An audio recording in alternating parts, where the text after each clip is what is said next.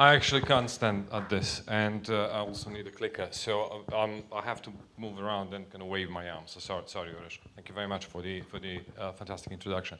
Not very well deserved, I have to say. And also, thank you very much to the Prime Minister and all the other kind of people previously, the ambassador and people who talked about the event and co-working in today's world, because they gave me a fantastic segue to what I would like to talk about. I think it was the ambassador who actually mentioned that co-working is not about location. He's absolutely right. It is in a way, because location is the serendipity factory, that just being together with different people, with different minds, different associations, different knowledge, actually creates new opportunities. But actually, it's not just about the place, it's about the attitude. And it's about even more, for all of you in the room today, about one particular word that I think that the teaser for Serbia Creates ended with, and that word is talent. Because co-working, co-living, today's conference, you and me, in many ways, it's about that particular word, it's about talent. Because the fourth industrial revolution is how we manage talent in new ways as well. It's the new space, it's the new attitude, it's the new way of thinking, it's the new way of working, and it has to be the new way of managing what we call talent. So that's what we'll actually like to talk about for about half an hour. We need to change the way how we think about ourselves, and we need to change the way how we think about talent, what is talent, and how we manage talent in this new particular world.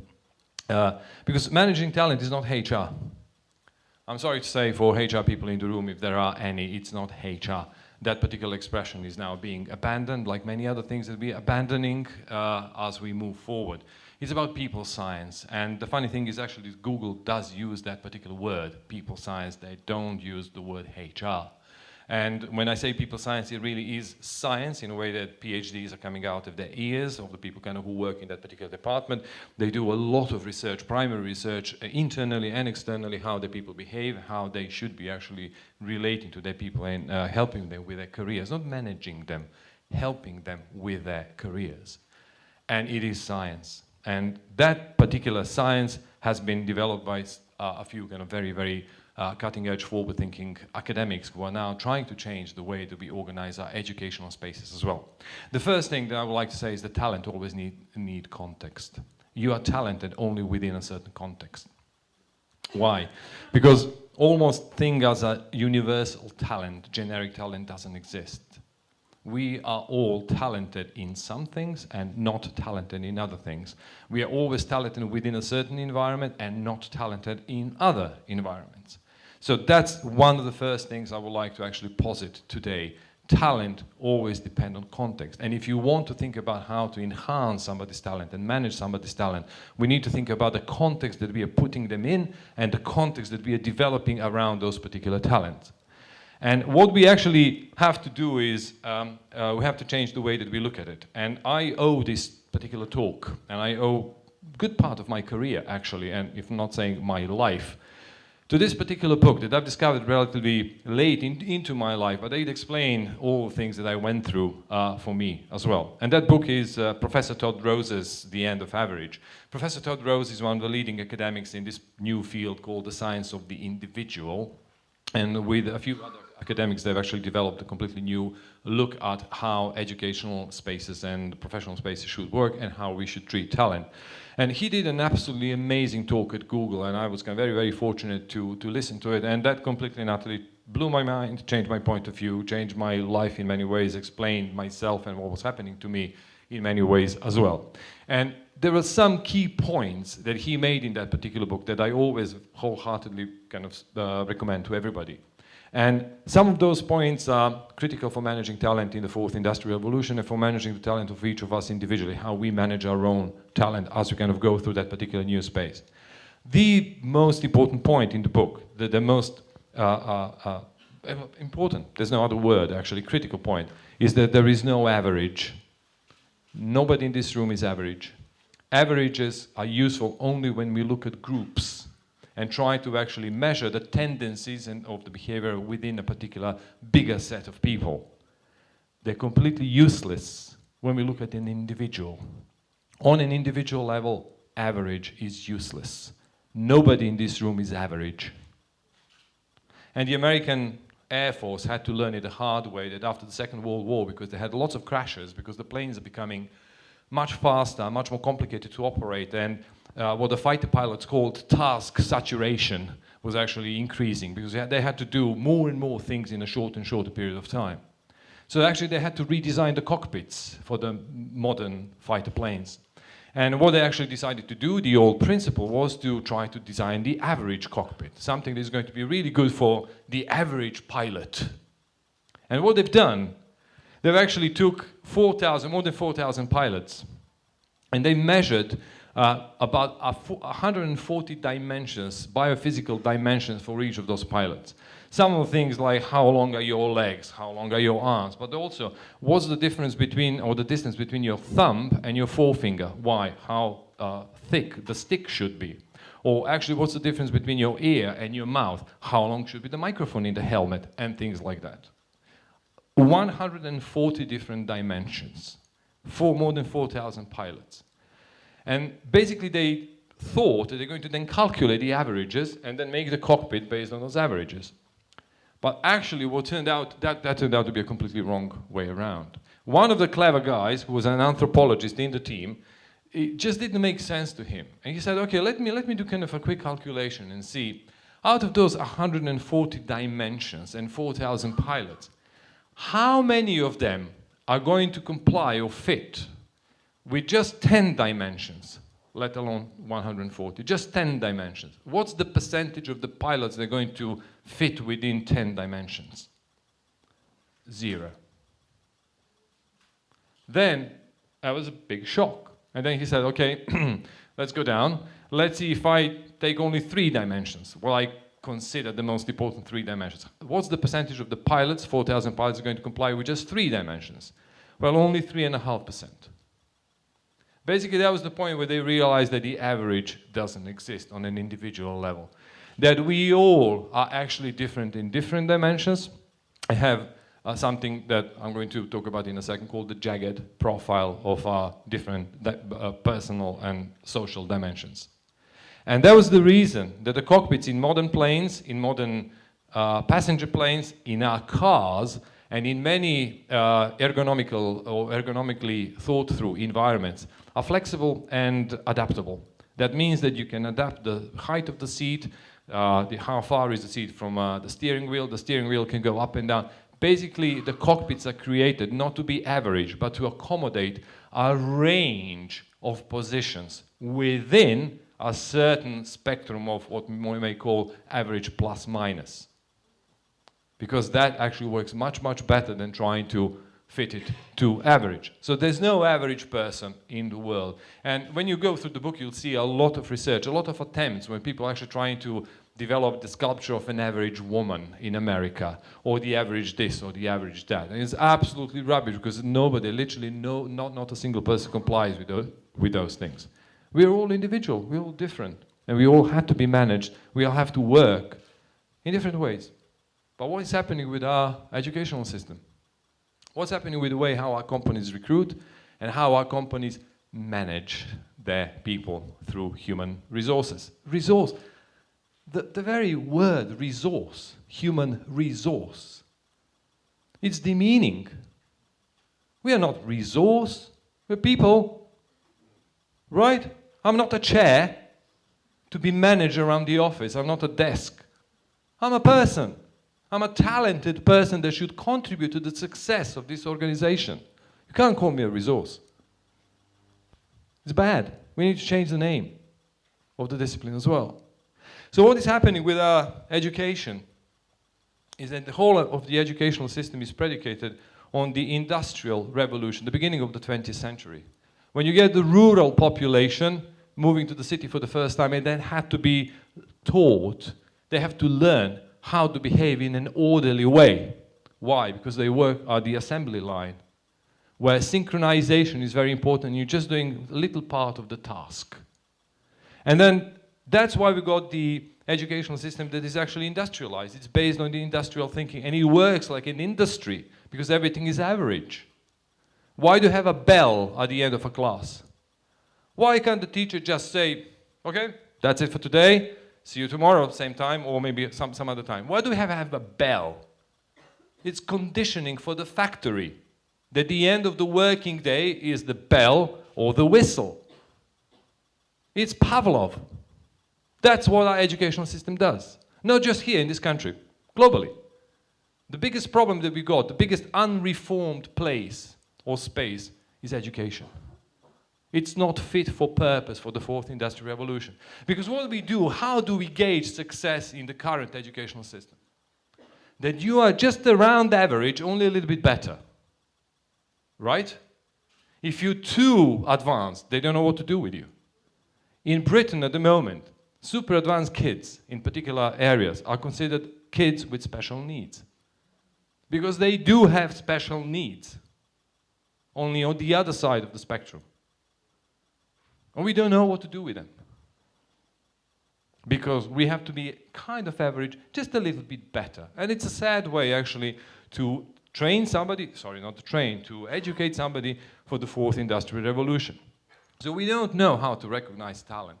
And that's the biggest problem that we got today. When we actually talk about the fourth industrial revolution, we talk about technology, we talk about robotics, we talk about AI, machine learning, we talk all about these kind of other things. We just don't talk about the way how we look at ourselves. Humanities is actually the best science to prepare you for this new world. Not just learning machine learning. Learn anthropology, learn psychology, learn social sciences. That's probably the best preparation for what is coming. And basically this particular thing tells you that we don't know how to evaluate talent. These are all famous school dropouts. These are all people who were told you're absolutely no good for anything. We don't know what to do with you in this current system. They had to leave. They decided to leave. This is useless. And yes, of course, there are kind of industries and places in the world that do recognize talents, and they tend to be kind of focused in kind of more, how do you call them, creative environments, Silicon Valleys, and similar environments, just because most of them actually couldn't fit into the traditional system, and there was a whole culture developed in those places that actually says, we have to look at you, we have to look at ourselves in a completely different way. And as you know, you can clearly see it. That's why when people leave Google, very few of them actually go to any traditional company. The very first thing that they do, most of them actually, when they leave Google, they set up their own company. Already have the backers, you already have the connections and everything else to go alone. Most of them.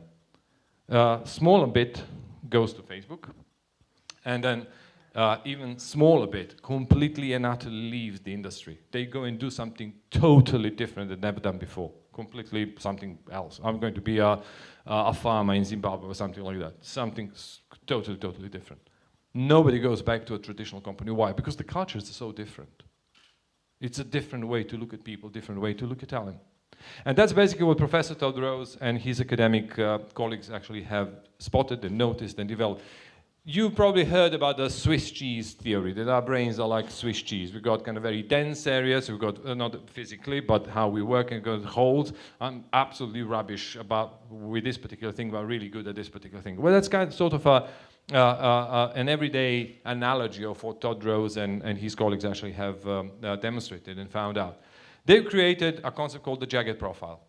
All of us have jagged profiles. We're all very good at particular things and not very good at other things. So look at this map. It's the same IQ. Two people with the same IQ, with completely different jagged profiles. One of them is going to be a much better fit for that particular position as a partner in your business, as an employee in your business. You going into a particular company when you think about yourself, or you going into a particular startup situation when you think about what am I good at. It's not just IQ, or it's not IQ at all if you believe Todd Rose. It's some other things as well. So that's the thing that we need to understand. And usually that goes, when you think about what are the key things and the key problems that this particular person is going to be solving for this particular position. You start with that particular question. You start with the job, not with the person. What are the key challenges that he or she is going to have, the key solutions that he or she needs to provide, the key things he or she needs to do. Only then you actually try to find a person whose jagged profile matches the profile of the position that you're recruiting for. And that's called the performance-based recruiting. That's quite different to how we do it at the moment. Why? But think about communications, one of those dimensions. How many times have you heard in job descriptions or position descriptions The person has to be a really good communicator. What does that mean? What does that mean? What kind of communication? To be really good like this, to present in front of 100 and 200 people, to be really good at presenting to senior people in high-stake, smaller meetings, or to be really good at managing a team of people who are more junior with them, from them, or to be really good on a one-to-one level, although if you put that particular person in front of a group of people, they're completely going to freeze, but they're absolutely brilliantly talking to people on an individual level. What kind of communication? We don't think about it very often. We absolutely do not investigate that further. We just say, good communication. You can't be good at everything. Absolutely impossible. So we start with that and say, what dimensions do we need for a particular situation, or just a job? I'm going into a startup venture. Is this the right company for me? So I'm choosing the company based on my jagged profile because I know I'm going to be happy there. It's not just any other job and I'm miserable. If I want to succeed, I need context. If my talent wants to be developed, it needs the right context. So that's what we start investigating. And when we start investigating and creating the jagged profiles of the positions that we are trying to fill, if you're an employer, or from the personal point of view, if I actually want to apply for something, then many other things can happen. And then the possibility, the potential for actually being more happy at what you do, whether you're doing it on your own, whether you're doing it with other people, whether you're doing it in a particular company, a corporate environment, can kind of go up. Because isn't it really strange, I would say bizarre and atrocious, two of the places and spaces that we spend most of our waking life in, school and work, are two of the most miserable spaces we know of. What do we complain about in our lives? Bad schools, bad jobs. Why? Because we don't think like this. Because we think industrial. Because we think averages. So, the first thing I would like to suggest to everybody is, if you're an employer and employing, trying to hire people, develop a jagged profile, detailed jagged profile for every position you're trying to fill in. Define which particular dimensions are really important for that particular job, really precisely, what we talked about, not just a good communicator, what kind of communication, what kind of problem-solving abilities, what kind of this, what kind of that. And then when you have a jagged profile of the position, try to find a person that matches that particular profile. The chances of actually having somebody who is not just successful at the interview, but successful at work, at the job later on, are going to be much higher.